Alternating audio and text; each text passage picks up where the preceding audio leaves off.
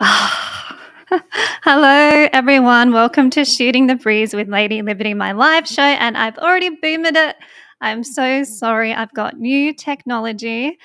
So I apologize. I'm so unprofessional. I need someone to help me with this. And I have a special guest tonight who is an expert in this. So I might ask him for some advice after the show. But hello, welcome to my regular Sunday night live stream. I do have a special guest joining me tonight, so I'll bring him on shortly. But cheers. Cheers to another week, another busy week. Every week is a busy week. I hope everyone's had a good Sunday fun day. I know the weather's been a bit wild in WA. I'm still on the road. I'm still somewhere in the world. I'm exhausted, I'm tired, but I'm excited. I do have a special announcement coming early next week. I cannot wait to share my exciting news with you. Those who have been following me on this journey for a long time would have seen I've been all over the place, all over Australia, all over the world on this amazing liberty journey. It's been very hard for me in my professional career because of my activism and advocacy for firearm owners. It does put you in a difficult position with your professional career. So I'm so excited about my news next week. And the good thing is that my opportunity allows me to continue to do this work. And this has been something that has been very difficult for me to manage. I've been offered quite a few jobs, especially in WA, in the resources industry, in politics too, but it's always come with that caveat of you must delete your social media, you must stop speaking out against the state, and you must stop your advocacy work. So that's something I could never bring myself to do, even though I was in very tumultuous circumstances. But so early next week, I will have an announcement, and I cannot wait. I cannot wait. It's going to take all of this, all of my work to another level and help you. That's everything I try to do with my work, is to stand up for the people, my community, shooters around Australia, especially in my home state of WA. So I will give you a quick legal action update before I bring my guest on, because I'm so excited about this chat. So just a legal action update. I have been going through my emails. I got through a few Friday, Saturday, and today. I know there are so many. I have 2 inboxes that I have to manage. So if I haven't got back to you yet, I promise that I will. I made that promise that everyone would get a reply. That's what you deserve. I have been sending a few of your emails to my legal team at their request. The new laws are in effect now. Yes, we are living under the new laws. We do have that compensation scheme that was reopened after my legal team sent that official letter to the police commissioner, and a few other things went on behind the scenes to at least give us something. I know it's not enough. I know they're using the prices from the last confiscation without compensation, proper compensation scheme. So I hear you. I know it's not good enough, but it's something, and it has helped quite a few people. So that's been going on. The biggest thing I've been contacted about this week is about the requirement for all firearm owners to have what's called a My ID or a digital ID. This is something that I was very against when they put out that consultation paper. They had references to a digital ID, a digital system. That's something that a lot of state and territory firearm branches are moving towards as part of the requirements for the National Firearms Registry. So it's all intertwined. Governments on every level trying to do what they can to infringe on our privacy, basically. And the big thing that's been mentioned to me, and I've spoken to my legal team about this, is that at a federal level, MyGov, all those things, they are opt-in for digital ID. Opt-in. They have to give us the option if we want to keep to the old manual methods of IDs, which I much prefer. That's something that the Commonwealth Government has to allow us to choose. So it's been stressful. I know a lot of people who are not savvy with computers like me, don't want to participate in that kind of system. So I've asked my legal team to look at that. I did see Louise Kingston, who is serving out her term of Parliament until May. That's when the upper house changes. She asked a question about this, and the reply said that they would consider reasonable requests for not participating in the My ID. So my problem with that is who determines what a reasonable request is? So if it's the government saying that they're the ones who get to decide that. So this is something that I am looking at. So please keep your information coming, ladyliberty.walegal@gmail.com. I will get back to everyone as soon as I can. It's just the emails I get, they're long letters. People are sharing their situation with me. It takes me a good 5, 10, sometimes 15 minutes to read through, process, reply, think about your situation. Sometimes I have to ask my legal team straight away how to reply. So I'm managing a lot of things, and I promise I will get back to you. And thank you again to everyone who supported this legal action fight. I cannot stress that enough. Like I said, the lawyers are still working very hard for me. I've had a few back and forths with them this week as we're preparing for multiple cases at the moment. So I will be bringing you updates on legal action as we go along, probably in the form of more piece to cameras so I can tell you the information. But we'll just see, because it's a 4-year battle. And thank you for supporting me. So without further ado, I will talk about some other things during the show because I want to get my guest's opinion. He has just been fantastic. I got sent a link to his work from one of my followers as part of this legal action challenge. They sent it to me and said, Kate, if you need a laugh, I highly recommend you watch this. And it did give me much needed comedic relief. So let me play for you what was sent to me and why I thought it would be great to have him on my show. It's a big battle, what we're doing, standing up for firearm owners, and there's different ways you can get involved. And that's why I asked my guest on tonight. So let me not boomer this. Let me play you the video, and then I'll bring him on to the stream.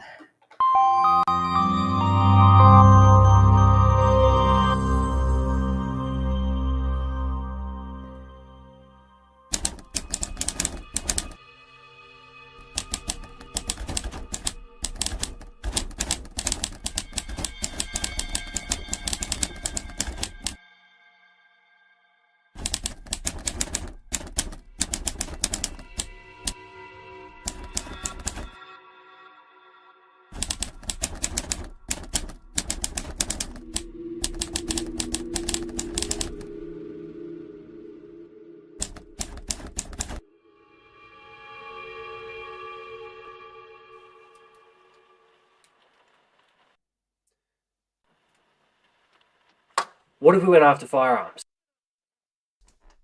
Like another buyback? No, not like another buyback. Like a whole new act, like new rules across the board. Sounds like work. Yeah, but think of the revenue, the media opportunities, the endless stream of hate coming from legal firearm owners. True. What kind of changes are you thinking? Anything that makes it more expensive and complicated. We can't go after illegal firearms because that means going after bikies, gangs, criminals, and illegal imports. Right. So we demonise the law-abiding gun owners. Then we can release a map showing where they all live. Yes. That'll get the public scared, and then we release the new gun laws.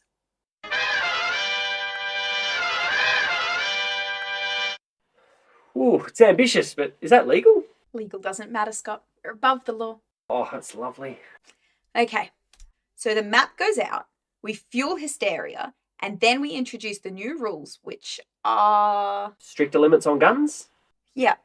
Okay, what else? Compensate people for handing in firearms. I mean, cost of living's pretty bad at the moment, so we should get a few in that way.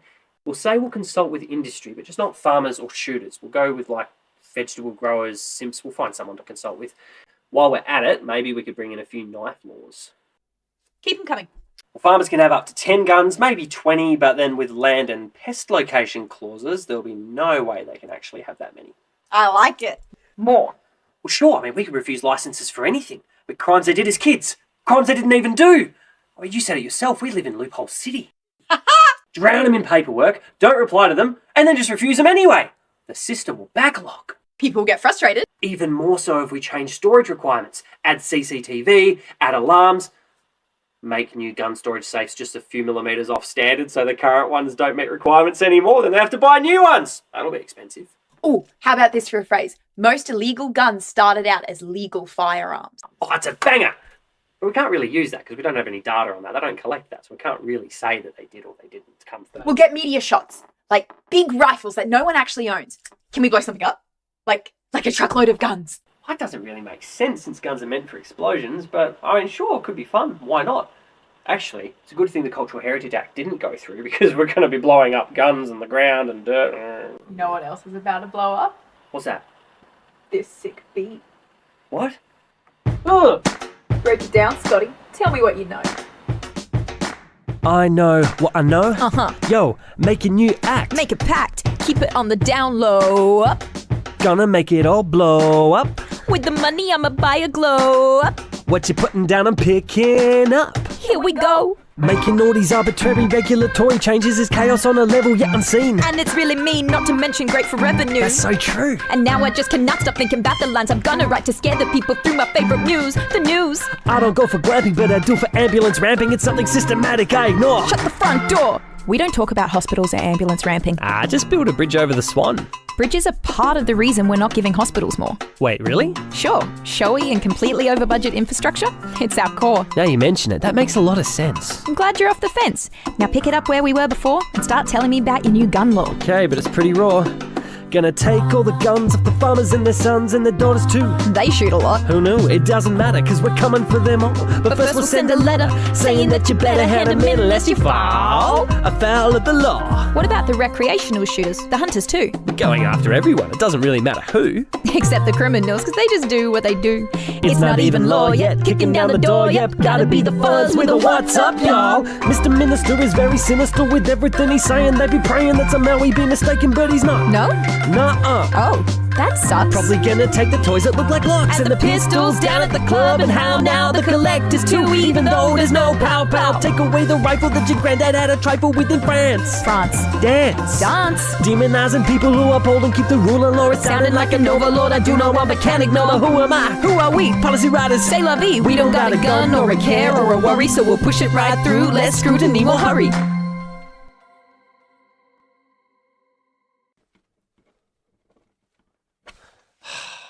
I finished it. Good job. There you go. Oh, I don't want it. But don't you want to read through and see if the laws are actually legal and, like, enforceable? No.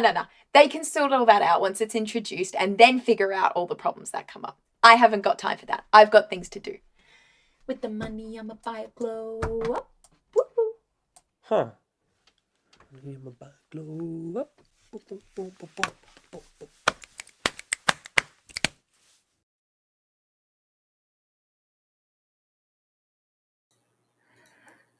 Is everyone laughing as much as I am here? Let me introduce, without further ado, the creator of that fantastic video. This is Thomas from Station 707. Let me bring you in. G'day, Thomas. G'day, Kate. How are you? Yeah, I'm good, thanks. It's very weird watching myself back on the screen within another screen, but yeah, no, it's great to be here with you. It's a real pleasure. Thank you. That's okay. And thank you for putting that together. I mean, I'm assuming that's your beautiful wife. So you lived up on a property in WA. And what made you put that together? You're obviously affected by the new laws. You obviously see things through a very creative lens. How did that all come about?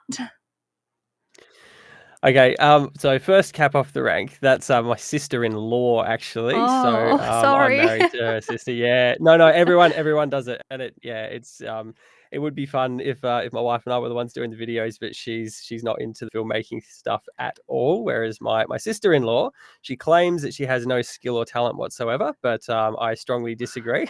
So yeah, and yeah, you're right. We're on a farm in the southwest part of WA. And yet, firearm owner, been affected by this, had to hand in a lovely little Ruger single 6 that I had on a collector's license, which was pretty gut-wrenching, I'll be honest. I was pretty upset about that. But I was just so frustrated reading all the newspaper reports, and just there was stuff coming through all the time about how people were being affected. And it was really cringy stuff. It was like old mate had a rifle from his granddad, a 303, and he had to hand it in. He may have been able to hand in another one, but his circumstances, he ended up handing in the 303.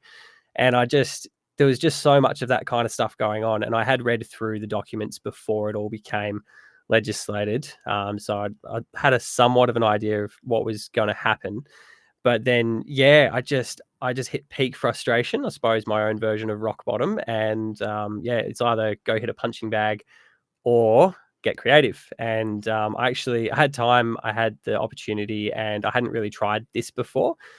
So I thought, we'll just put a little skit together, and it's part 1 of 3. So there was one on just how the government make policies. The second one was to do with the live export issue, and then this third one was to do with firearms. And then we've made a few other random ones since then as well. But yeah, in a nutshell, yeah, I was frustrated, and so I just decided to try and make something funny with it. I think you nailed it. I think the creative process actually reflected somewhat of reality, and that's why I got such a laugh out of it, because this is how the laws were made, in my opinion. And we had the police who were very heavy-handed in writing the legislation. But like you said in the video, what about the implementation of the wish list of laws that was written down and then pushed out? And that's what we're dealing with now, is that how we meant to comply with these laws when they've been written in such a haphazard and irresponsible way, I would have to say. And I think you really touched on that with that video. What was the response like from the firearm community? I saw it doing the rounds on Facebook. Were people laughing? Did they say this isn't something to make jokes at? I know people can be very sensitive in our community, but what was the response like? I haven't actually seen a single negative comment on it, which is Good. great. Not even an angry react. So I was pretty happy with that. I was very particular when I was writing it. I wanted it to be accurate because I suppose I've been more wrapped up with the live export issue than I have with the firearms one, just from our background. Like, we're a sheep producing family here, so intergenerational sort of operation. And yeah, it's really on the line for us with that at the moment. So I've been more involved with that, and I've just found that so many people, despite all the great work that the campaign's doing, so like Keep the Sheep, shout out to them, they're doing amazing work and all those sorts of things. But it's so frustrating when you get someone who you put in hours of work. You'd probably know this really well. You put in hours of work, weeks of work, and then someone says, "Oh, what's that about? What's this firearms thing about? Who's that Kate lady? And like, what's the sheep? Like, what's the ban?" And you go, really? People are that disconnected? And so when I was writing it, I thought it has to be accurate so that it's going to hit an audience who don't engage with what we're talking about. But when they see it, they might actually just go, wait, is that actually happening? Like, is that real? And that was the whole point of what we're trying to do, is to make it as accurate as possible. So I think that's why it got received well. It's not viral, like it's not massive or anything at all. Like I think it's sitting around 15,500 views at the moment, that firearms skit, which for me is fantastic because I had 150 followers on my little humble podcast page. So but it was really down to the shooting community. I think I've jumped on a few shooters pages that I was already a part of and just said, here, have this. And same response with the other videos. I think the comic relief was good. I wasn't expecting it to be that welcomed because it is such a frustrating issue. But yeah, it seemed to be taken really well.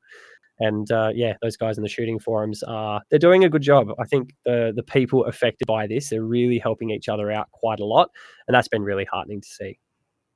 It has been heartening to see. I've just been so humbled by the response that I've been getting from launching the Legal Action Challenge. It was a bit of a risk for me to do that personally. I'm not an organisation. I don't have big pockets.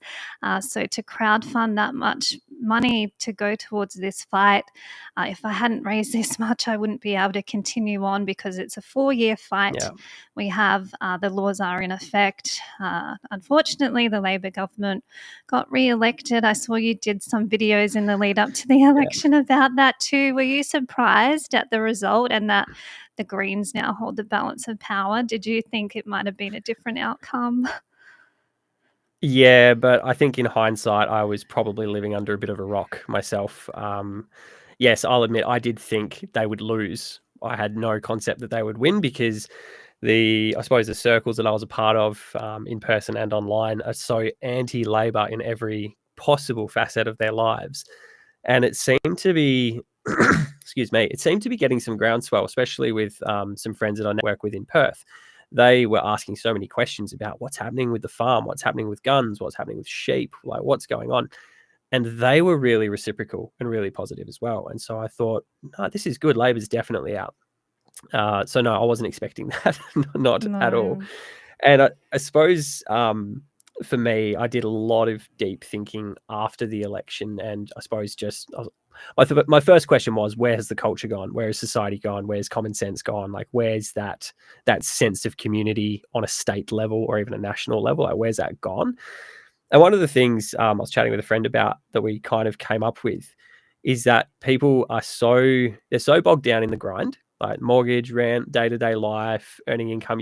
They're so bogged down in that. Any little spare time they have, they try to find recreation in some form. And a lot of the people that are watching this now would do that in shooting form, and legally law-abiding and done well, I might add. So there's all these things that take up our time. We can't take on other people's issues. So we have our issues, we have our immediate circle's issues, but we don't take on the state issue or the national issue anymore. And I think that's why there's that disconnect. Someone in Perth goes, oh, yeah, I buy meat from the shops. And it's like, yeah, but do you know what to the farmers? Do you know about the price gouging? Do you know about the live export issue? Do you know about all the pine plantations going in and the government buying up farmland and, putting pines and turbines and panels in on this prime agricultural land that will not get freed up again for a long time? And that needs to be said. So there's all these things going on, but they can't take on the stress of that, or I can't think about what that means for me until it affects them. And so the only way I could think to get through from my tiny little offering here on the table was that entertainment aspect, because people, they like to be entertained. And that's one of the things that chews up their time. You've got the grind, you've got the responsibilities, and then you've got your relief from that, or your release from that. And that for a lot of people is entertainment. And so I feel like entertainment's gotten so bad as well, just in what they cover and how they cover it. Sorry, I'm rambling a bit now, but another thing that came up when we were chatting, someone pointed out that for farmers or regional rural people, whoever it happens to be, suicide's not a great topic to talk about publicly, and it never really gets aired. However, 13 Reasons Why came out a couple of years back. It's probably quite a few years back now. And that was one of the most watched shows at the time, and everyone was raving about it. And the whole concept of that show was suicide, and in young people as well. Like, I'm not sure if she was like a teenager. I didn't watch it, but it was just that idea that why are people happy to consume this as a peak level entertainment, but they're not willing to even whisper it out loud in a real life context. And so again, for me, I look at it and go, well, I'm just a drop in a bucket. But I suppose if someone who's not connected to firearms watches a video and gets a few laughs out of it, or goes, wow, is the government really doing that? Like, is that serious? That's where the authenticity is important. And hopefully that'll just trigger something, and they'll go, wow, maybe I should ask the question. Maybe I should take an interest. And I know it affected sort of at least 5 to 10 people reached out and said that I had no idea, thanks for doing this. And the rest of the feedback was from people within the community who just said, great work. I can't believe how scarily accurate this is. And that was so important to me. So that was great feedback. Rant over. Sorry, Kate, back to you. No, good. Go for it. I love a chatty guest. This is what I need. I was going to ask, because you said you're going down the entertainment. It's educational and entertainment at the same time. Some of the other creative ways that I try and spread the message of liberty and what's happening to our community is through memes. I'm not sure if you've seen some of my spicy memes. No, I'm really enjoying this. These ones doing the rounds at the moment with the starter packs, and there's been so many of those getting around. They're great. Yeah, my mate Zach from Hunting Connection podcast put that together for me. So thank you, Zach, for making me a Barbie doll. I've always wanted to be a Barbie doll, based Barbie doll. Based Barbie. But sometimes awesome. I actually get criticism from people saying those funny cartoons you post don't help the cause, that kind of thing. So you can't appeal to everybody, but I think it's important that you have to tap into culture and entertainment culture as well. Politics is one part of the battle, but you need to get out into the community and educate them about what's going on. So that's why I appreciate your work, because it's like you said, people are scrolling or looking on YouTube for funny videos to watch, but at the same time you're educating them about a topic that they might not know anything about, and then that's when they start asking questions. So I think you've been so successful in doing that. Everybody who saw that video, please go to Station 707 podcast on YouTube, and they're also on Facebook and Instagram, and share that video, please, because it just shows the insanity of what's happened in Western Australia. I did, before I jumped on tonight, I watched another video you put out.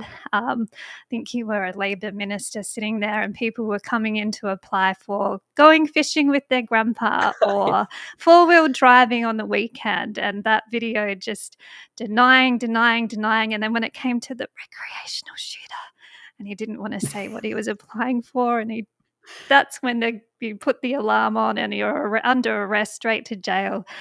What made you come up with that? But because that's a scary, scary sign of just how accurate things are. Yeah, well, so this is the weird thing, I suppose. I've always been a bit creative. So like we're farming, but I've also got a bit of a background. I did theatre for a couple of years, and so I've got a bit of a background there. But it's not hard to write about stuff because it's being given to me on a silver platter. So all I have to do is check a few news headlines and read a few articles about what's going on, and the story's there. I don't have to come up with anything new. I just need to portray it in a way that it's so absurd in its reality that it just needs repeating now. It doesn't even need to be tweaked. So with that one, I've been reading about all these examples, not just in WA, but over East as well. People worried about not being able to go into national parks, not being able to go bushwalking, having to pay fines if they were caught bushwalking or driving somewhere. And it was so absurd. And then, the fishing community got hit here in WA over I think it was sort of live export and then firearms. And then the fishing guys thought they were okay. And then out of nowhere, they got hit as well. And so again, it was all kind of real. It was all stuff that is in a couple of years' time could actually be very real and affect people in metro or urban areas who like to go north, south, wherever they go on a holiday. And if they get to a national park all of a sudden and go, wait, I'm not allowed in. What's going on? We used to come and camp here every year. Why can't I go fishing? Why can't I go jet skiing there? Why can't I do these things? And the last part of it with the gun part of it, I took a few creative liberties just to make it funny, but it wasn't too much of a stretch because I feel that's how we've been treated as a community, is that they haven't looked at us and gone, you're doing things wrong. They've looked at us and gone, you are wrong. Like, you are the problem. It's not even what you do. And that's that last line was like, it's not what you do, it's what you are, you scum. And that's how I felt. That's exactly how I felt, because all these things were coming out saying, you can't keep these guns, you can't do this, you can't do that. And all along, I just kept saying, where's the illegal stuff? Where is the bikies? Where are what are you doing? And that's why in that video, in that line, they kept tossing around about most illegal firearms started out as legal firearms. It's like, you can only flog the dead horse so many times. And the whole thing, it just feels like a great vilification of legal firearm owners. And it was so frustrating. And even, again, if you don't mind me taking one more little side tangent in this particular spot. Go for it. It was really sad. We had a guy, obviously we're on a farm, so we've had people message us and say, like, property letters, what are we going to do? And we've just said, we don't know. We don't even know what we're allowed to do at this point in time. Like, we're still kind of, we're taking a slightly passive approach to all these changes and just waiting to see, because it just keeps changing. Just each moment something's changing. But we had this guy come around the other day, and I hadn't seen him. Like, I may have met him once when I was young, like 5 years old or something.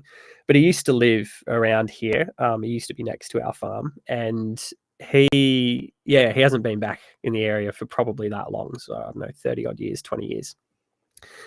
And he had said that he had been going from door to door of all the old farms and properties that he knew, trying to find someone he knew who might be able to help him keep his guns.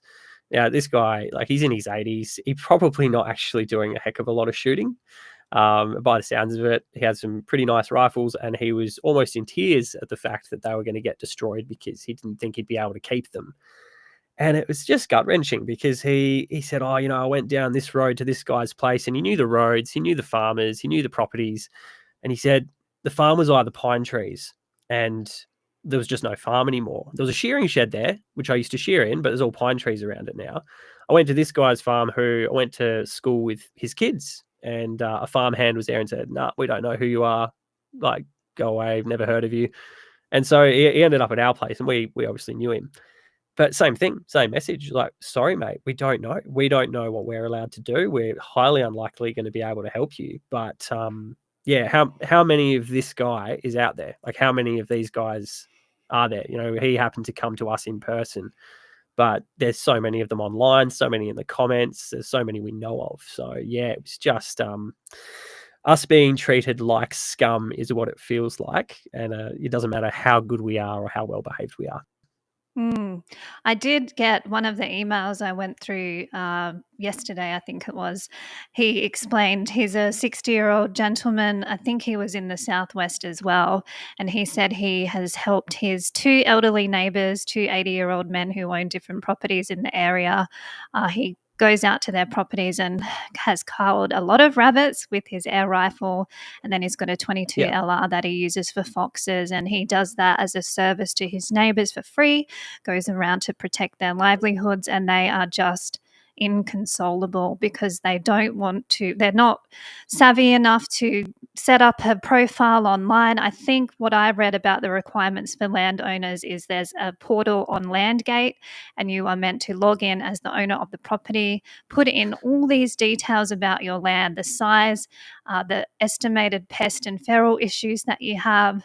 And then that goes off to the bureaucrats who decide how many shooters you can have, what caliber of firearms they can use, and they're the ones who get to issue the property letters. So it's not, the farmers don't even have control of that anymore. And then the older generation, like you've just outlined, this poor guy going door to door, they don't understand the digital world, and nor should they have to, by the way. At what point did we subscribe our rights over to the state to say, yes, you can hold all this information digitally?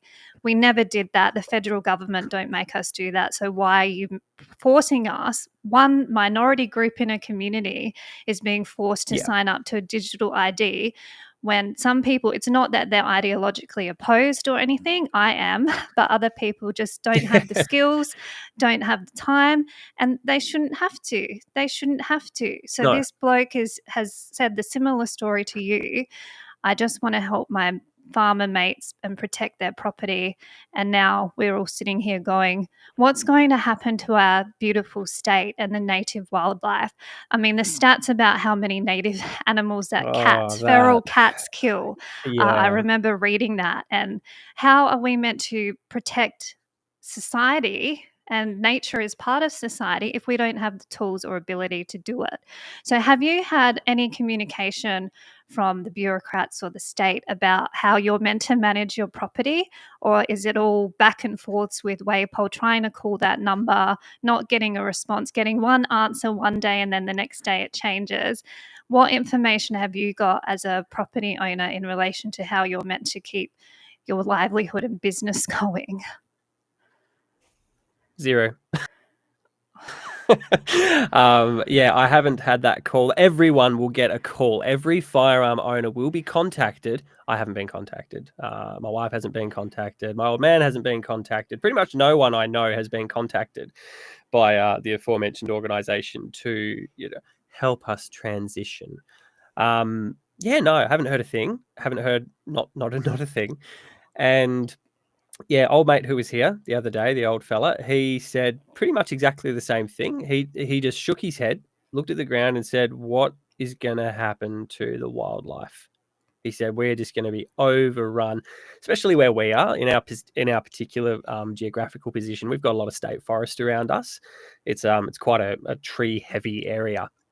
And so, yeah, we've got everything, like there's the pigs, there's the foxes, there's any number of things.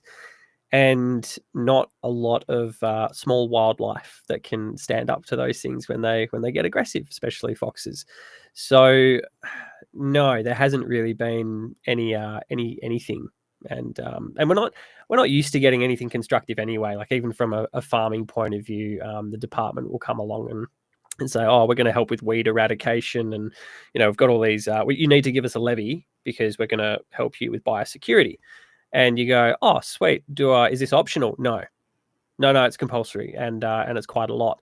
And then the guy comes along, and you don't hear anything for a long time, and then they say, oh, there's a meeting in this town, 100 k's away. Go there and have a chat. And the guy there gives out little, the little weed picking things you can buy from Bunnings, where you just kind of stand on them and pull weeds. Yeah, that was the biosecurity plan. He said everyone will be supplied with one of these, and if you happen to see this particular species of weed, go and pull it out. I was like, wow, we paid this guy 40 grand to give us weed pickers. And so I imagine I don't actually expect to hear from them, from the police or anyone, about what we're meant to do. I think it's just going to be a natural course of events where things explode in the feral pest capacity. I hate to think about what's going on up north. I'm not, but I've got friends and cousins that work up there, and sometimes they go out on the stations and all talk about dogs and what they do to the cattle, and it's the dogs keep moving, and so I worry about how far they're going to come down, and that's me being a little southwest home bug. Like I'm not worried about the dogs turning up tomorrow at my place, but I do worry about that bigger picture about how far are they going to go if they're not kept in check. And one thing that my legal team did say to me is, now that the laws are in effect, please start documenting how they are affecting you, how that it's affecting your livelihood. So I've had a few farmers send me in photos of the destructive pests. Someone set up trail cameras, night vision, and just photographs of all the rabbits in his paddock, and there were foxes too. So that's the kind of thing that my legal team have said, to start getting the evidence now so we can put that to a court and say, this is how these laws are affecting us, the damage, the loss. Yeah. So that's something that if people are in this situation, that's what we can do now, is get all the evidence. And please send that through to me if you like, ladyliberty.walegal@gmail.com. I am sending a lot of things through to the lawyers straight away to look at. One thing I was going to ask you, I'm not sure if you've had any communication about this either, but as a firearm owner, have you been contacted about the new health check requirements and that firearm assessment, a Firearm Authority Health Assessment, FAHA, they're calling it? Have you had anything about that sent to you yet? No, so when I said zero, I actually really did mean that. I haven't had a single email. No, sorry. I do apologise. I got raked over the coals over my collector's license, but that was that particular license.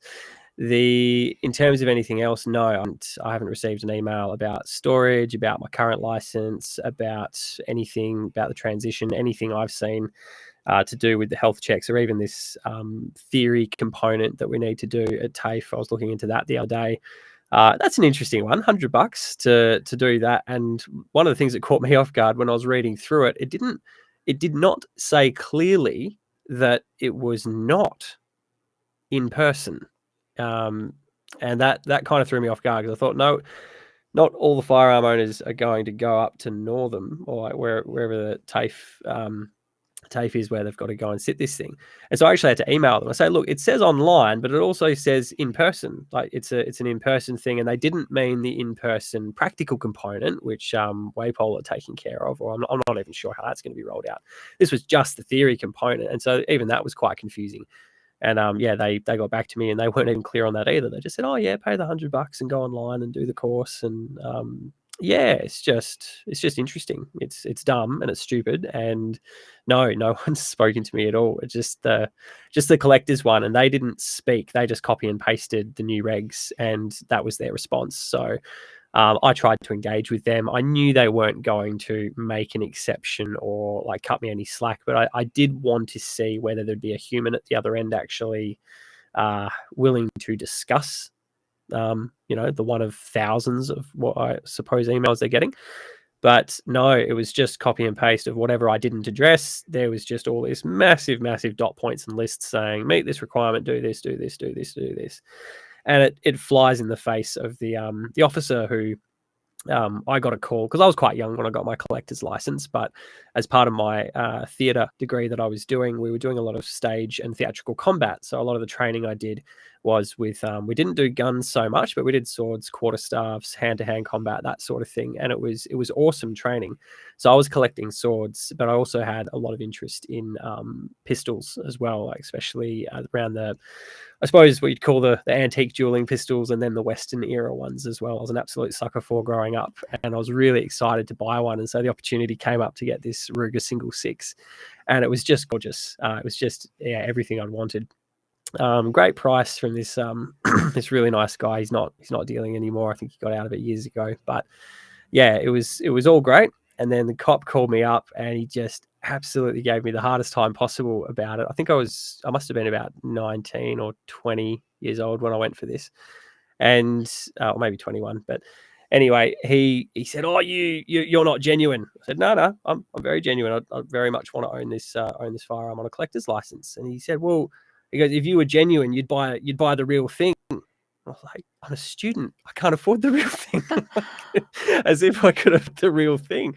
And so he kept pestering me with all these questions. And then eventually he was really helpful. And he said, "All right, well, look, yeah, okay, I can see you're genuine.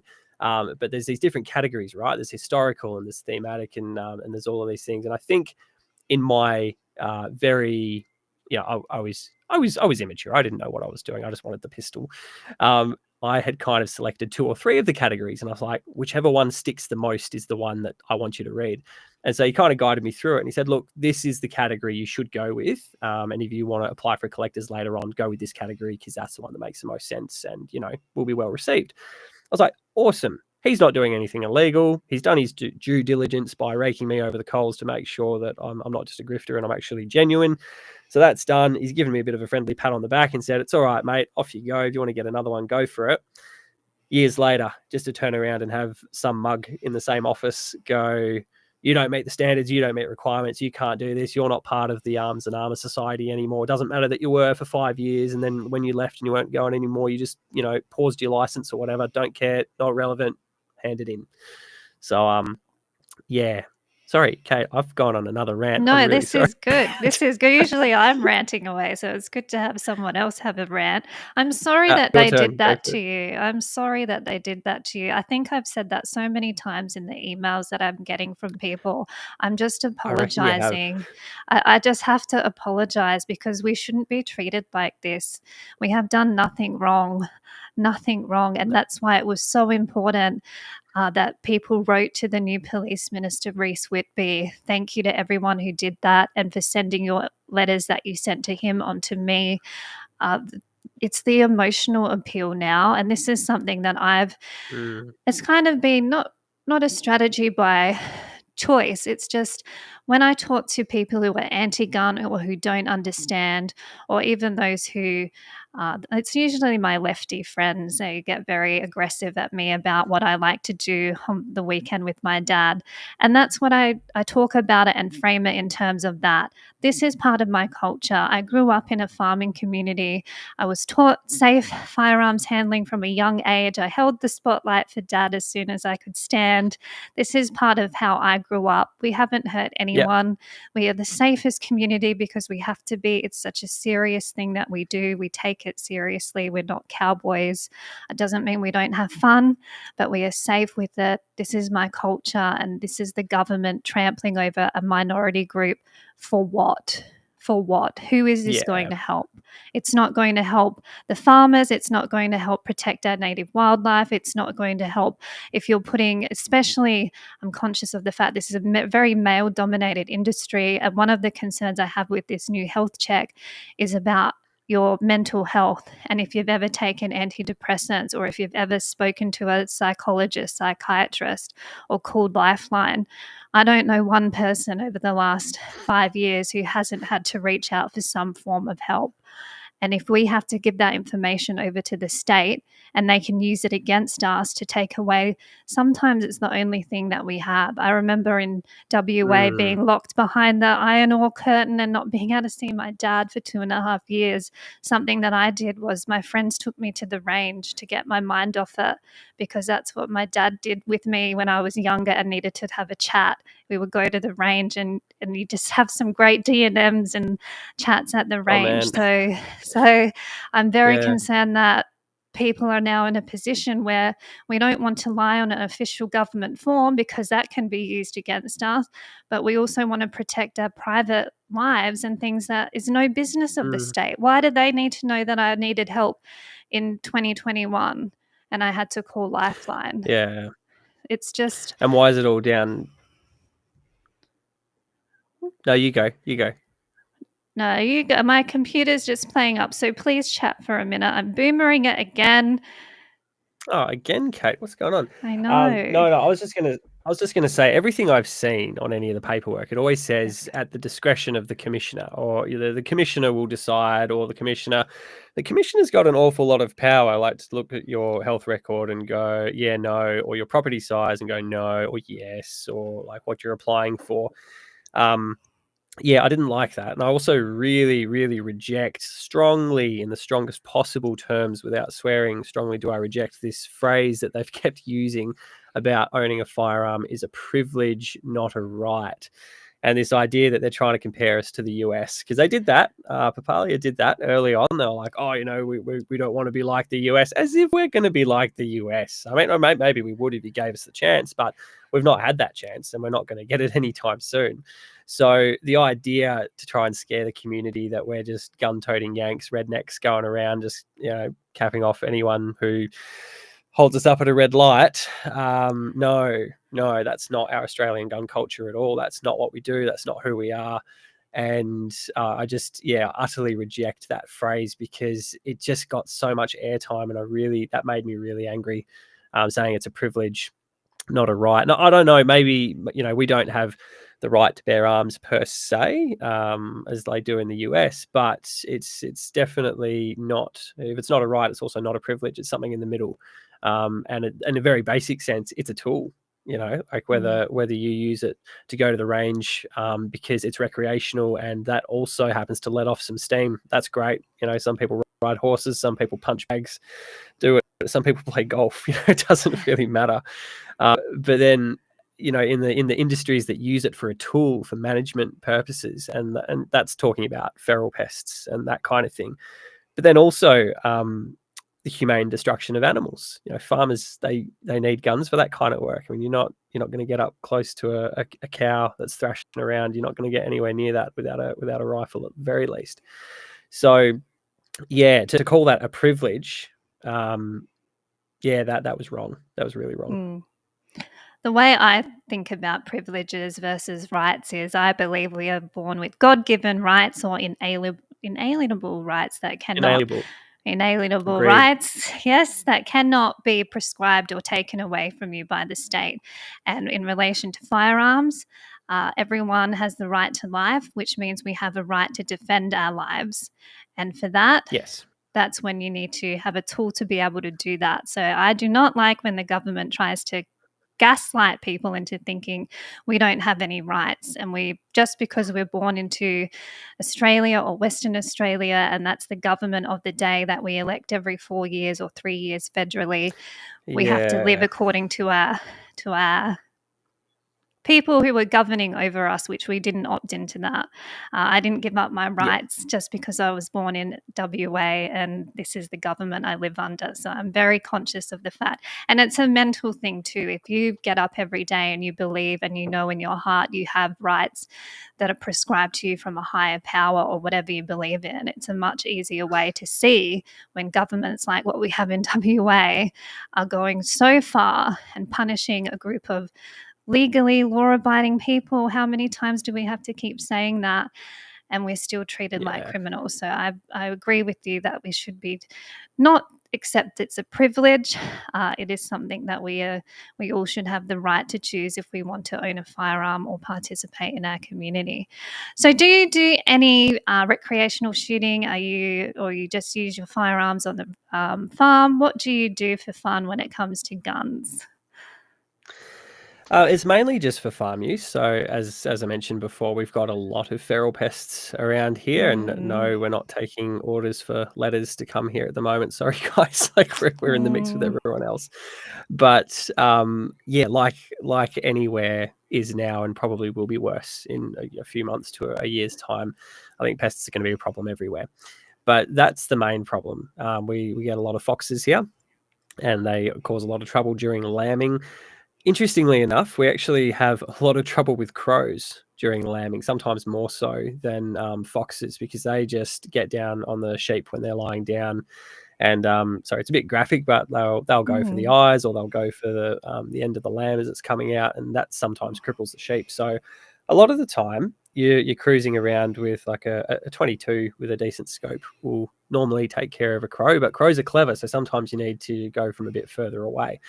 And yeah, there's just it could be any number of things, but for me personally, that's normally what the use is for. It's very practical. It's very industry oriented, whatever that word is. And then yeah, I don't mind sighting them in. I really personally enjoy shooting off iron sights. I don't. I'm only really getting into scopes now. Like I have used them, and do use them, but I've always preferred to shoot off iron sights and just go for that that perfecting that to get that at a really, really concise level. I find that intensely gratifying. And so now I'm starting to go more into scopes and working out all the little idiosyncrasies there, which I suppose before I haven't really bothered with. And so, yeah, I don't get them out as often as I did maybe 8 to 10 years ago, but they're still, it's still a weekly thing. At the very minimum, you'd be getting them out once a week. Either in a recreational sense or more than once a week in an industrial sense. So, and I'd say for a lot of people on farms, it'd be almost a daily thing, depending what industry they're in. Yes, iron sights, that's how you should learn how to shoot first. Before you shoot with scopes, learn how to shoot with iron sights. That's how I was taught. I will just go. We've got a lot of people tuning in tonight. So if you're just joining, welcome to the show. I'm Lady Liberty, or Kate Fantanell, and I've been joined by Thomas from Station 707 Podcast. Please check out his YouTube channel. He's on Instagram and Facebook, and he's on Spotify too. So what do you do with your podcast? You have interesting guests on, you pre-recorder. I saw you did one about keeping the sheep. My favorite uncle, lives on Kangaroo Island in South Australia. He's a sheep farmer, and I've had so many chats with him about how the live export ban has already affected his business. It hasn't come into effect yet, but it's crashed the floor price of sheep. So he's really looking at what he's going to do with his future. He's a farmer. That's what he's always been, a sheep farmer. He grew up on a sheep farm at my grandma's, and now he's wondering what he's going to do. How is he going to survive? Can you just explain to people who might not be aware what the live export ban has meant for you and how it's going to affect the whole sheep industry in Australia? You better give me a time limit, Kate, because go that's been for it. Go for it. This is such an important topic, and I'm glad that I've got you on to talk about it, because the number of people this is affecting. I know, and I really appreciate that, but I also don't want to detract from your message, because it's very important and what you're doing, the work you're doing, and I know you've still got more legal updates to cover, so yes. I can try and give you an abridged version, but I definitely don't want to be taking up too much of your time, because it's very valuable with the work you're doing. Well, if you can just give an abridged version, and then I'll throw to some questions, because we've got a lot of people in the chat tonight. But amazing. Yeah, if you just want to give if you want to give an abridged version, so we know what's going on with the keep the sheep battle. Actually, just before I do that, there was a comment really early on. I'm not even going to go look for it now, but some guy mentioned Minority Report, and that's the only thing that hasn't happened yet in WA, is that we haven't gone to the precogs to ask. Run by the scenarios. So true. That was a great comment. Whoever made that, I did see it, and I really appreciate it. So well done. So many misconceptions around the sheep export issue, and I had a beautiful debating comment with someone. I just released a music video. I wrote a song called Keep the Sheep and made a music video for it. And so that was the last thing I kind of put up on my page. And it wasn't doing well on YouTube, and it's not catchy enough, and I'm not established as a musician enough to promote it on Spotify. So I just whacked it on Facebook, and same as the gun skit, it's doing quite well. It's getting around, and it's very visual. So it's meant to just show the positives about the sheep industry and about farming and about the importance of all of it. But yeah, look, common misconceptions. People keep saying we don't need live export. So first and foremost, we do, because it's another buying option in the sale yards, which a lot of people are familiar with. But if you take it out, it's not the main pillar that holds up the industry, but it is a pillar that holds up the industry. And if you knock that one down, there's going to be crumbling. There's going to be effects. There's going to be things falling from above. And that's already happened just because it's being spoken about being phased out, because farmers make their plans years in advance, and they've got to work out their breeding routines and what they're going to do over the next couple of years. And so even the knowledge that it's going to be phased out has driven quite a few people to put in more crops. It caused a lot of people to not even put out their rams this year. Last year, sorry, they didn't even put their rams out for breeding, because they just thought, well, let's just skip a year. Because we just don't know what's going to happen, and it could cost us more money to run them than it is to even sell them. And we get that a lot here in WA. Over east, there's a lot more processing options, but here in WA, there's not. It's they go to abattoirs, they go to other farmers who will fatten them up and then sell them back to the abattoirs anyway, or they go on live export most of the time. And so when you take that out of it, it's kind of like you have the option to shop at Coles and Woolies only. And so the price that the farmers get is a lot more dictated.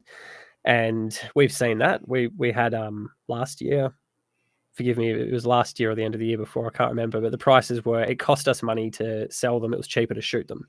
And a lot of farmers did that. And they were talking about that when the live sheep export consultation panel that consults with no one, when they came over and they said, oh, animal welfare. And the farmers were all saying welfare issues right now because we can't sell them, and it's costing us dollars to keep them alive, and it's going to cost us dollars to sell them, and it costs us about 20 cents or less to shoot them. So what do you want us to do? And horrible. I saw farmers in tears, because this happened years ago during the I think it was the wool. It's before my time, but the wool market crashed, and that same thing, people were shooting sheep and burying them because they just couldn't sell them. So if you take away live export, and this is the people that say you don't need it because it's such a small percentage, it doesn't matter. It's a pillar.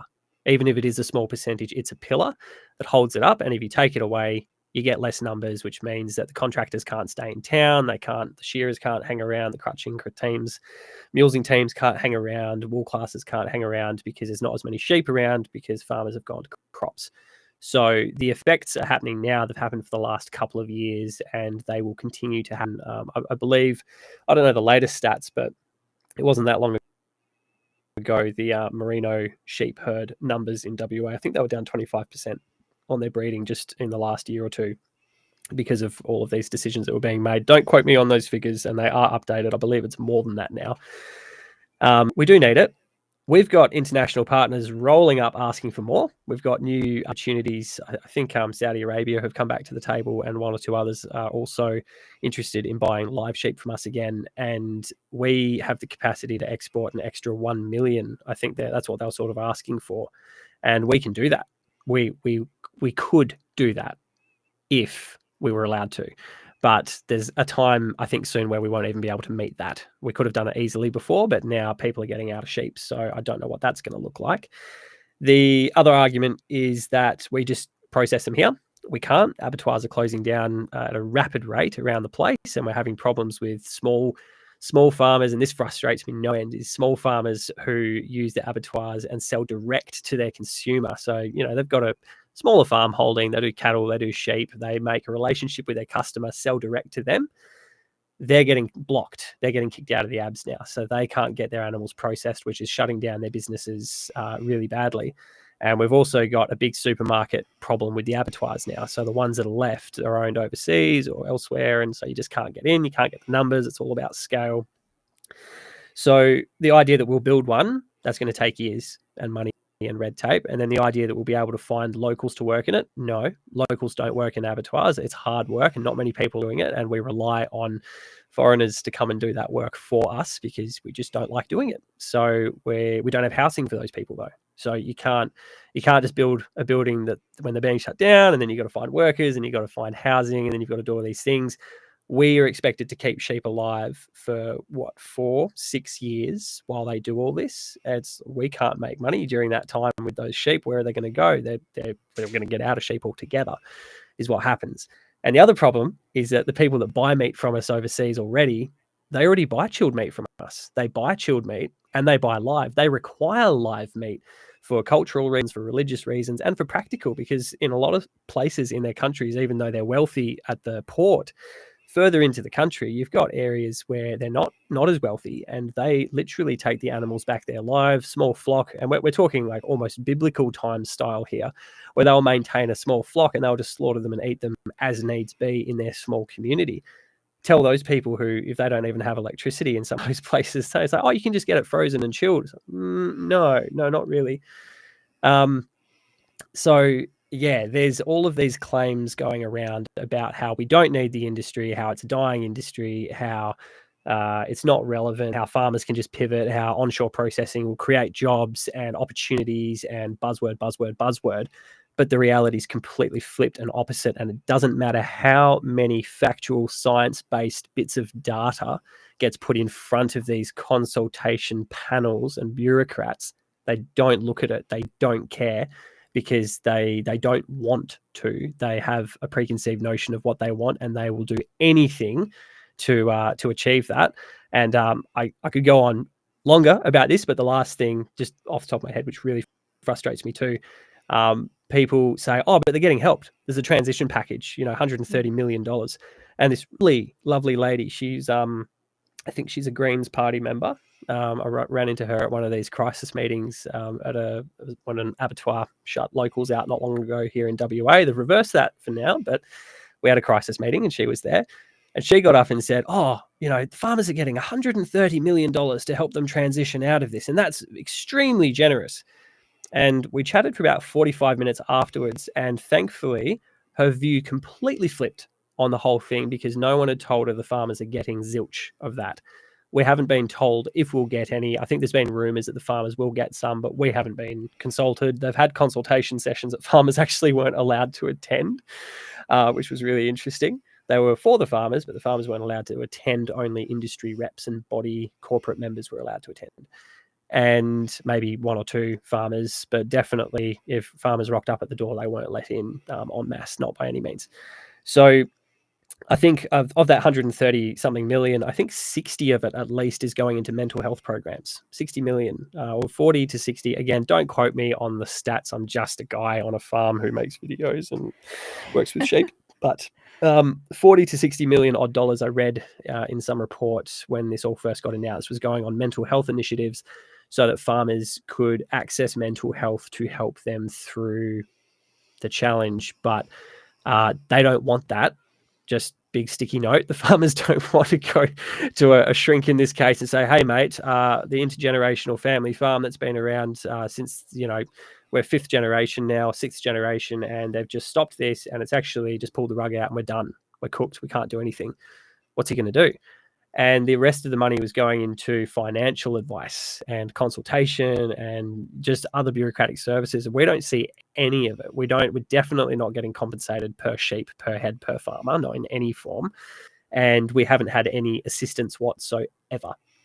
So there's a lot of, I don't know whether you like the words or not, or whether it's the correct term, the misinformation, disinformation, just buzzwords, whatever it is. But yeah, at the end of the day, the government made a deal with animal activists to get votes in the city by-election in Melbourne.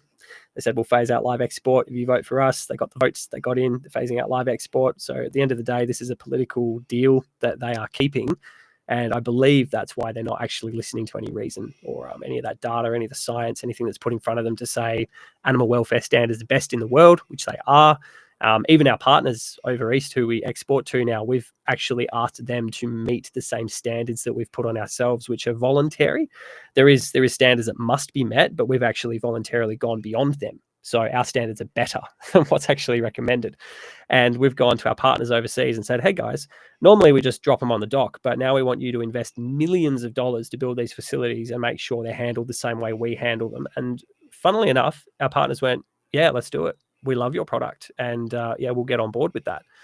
And so all of that's going to be undone. All of that's going to go to waste. And my favorite kicker is the animal activists saying that we're doing this for the sheep. And yeah, we're gonna save sheep doing this.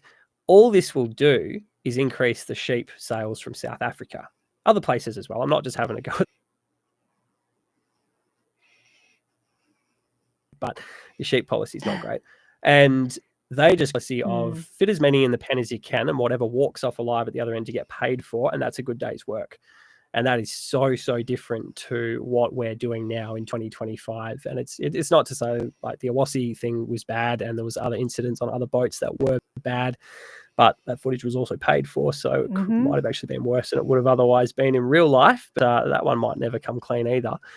But the point is, if we did do the wrong thing, and if the industry did, and they did do the wrong thing at a point there, they have reformed. And they have said, yeah, we got that wrong and we're going to do it better. And now they are doing it better and they're doing it the best in the world. And the only way up from here, apparently, according to the government, is to get out of it altogether. So the next phase, I imagine, is animal worshipping, like deities, like sheep deities and that sort of thing, because we can't, if we can't be the best in the world and do that job, then I suppose we start worshipping them and, sacrificing humans to them and that sort of thing. I don't know where it's going, to be honest. Sorry, rant over for sheep. No, that's good. One of the things that I always get into arguments with my lefty friends about is I'd say, are you for animals first or for human rights first?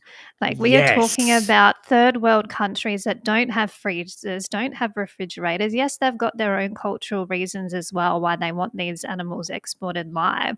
So who are you as someone who lives in the city drinking your latte, going to Coles to get your meat? Who are you to sit there and say, well, this third world country doesn't deserve food because I don't like the way they're transported, even though we have requirements 100%. On how we transport them. It's the emotional thing that you need to get through to people. So I appreciate your long rant because you've just described. And the other thing that I was thinking the whole time you were talking is this sounds so similar to what's happening in the firearm community. Governments getting together, making up the laws, not listening to the people, saying they're consulting, but only consulting with certain people who help them politically. And then we're all left here going, well, we didn't sign up for this. Is this, you are no longer representing the people and you're affecting our lives. So it's just crazy that the same kind of attitude from our governments is not just affecting our community in firearms, but livelihoods of your farm. So how are you going to handle this in the future? Have you thought about what you're going to do? Personally, no.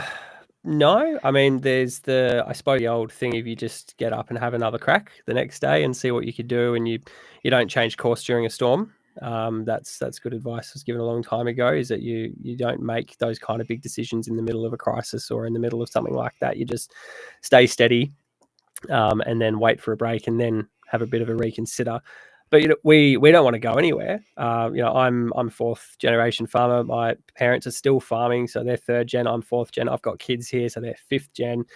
And like there's the family is involved, and so something that's happened just recently, tying in with all of these things, with sheep and just with land prices, big government conspiracy here, but the pine tree thing, that's just nuts.